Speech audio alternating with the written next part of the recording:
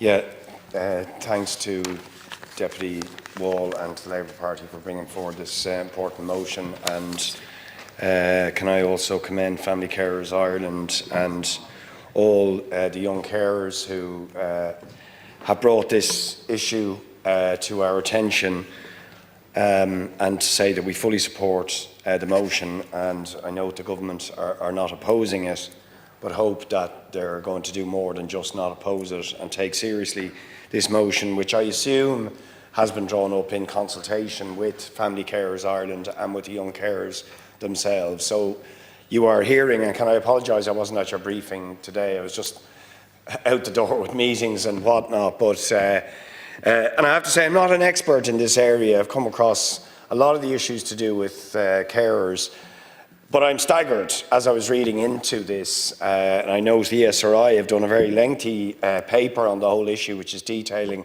a lot of the facts and figures and issues confronting young carers. But I am really staggered by the bare bones of it, that we have 67,000 young carers between the ages of 10 and 17. I mean, that is absolutely stunning.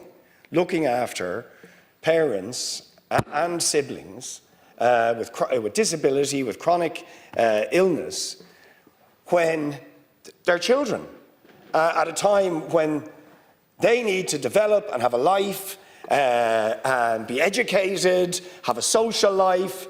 It should be the beginning of a life flourishing, and because of love and care and concern for their loved ones, they find themselves caring, washing people, cleaning up, feeding people, looking after them, and that then impacting disproportionately 6 times more likely those young people to suffer the symptoms of depression, significantly impacting on their results in the Leaving Cert, according to the ESRI, making more likely they will suffer from things like poverty and financial distress, unhappiness, and so on, because they are engaged in an act of love and care for their loved ones and doing all of society a favour.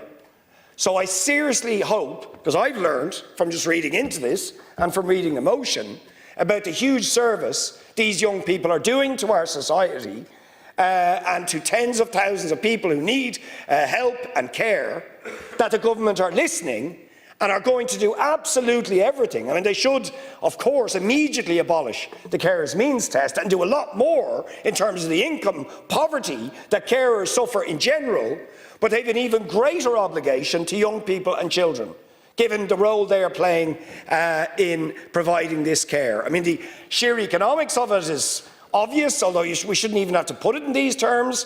But the savings from carers are about 20 billion a year. That's nearly the entire health budget. Right? So if these young people and other carers weren't providing the care they did, we'd have to double the health budget, pretty much. That's the service they are doing for our society. So it's behold on the government to listen to what these young carers are saying, but you absolutely have our support for all your efforts, and well done for bringing this to our attention. Thank you, Deputy Boyd Barrett.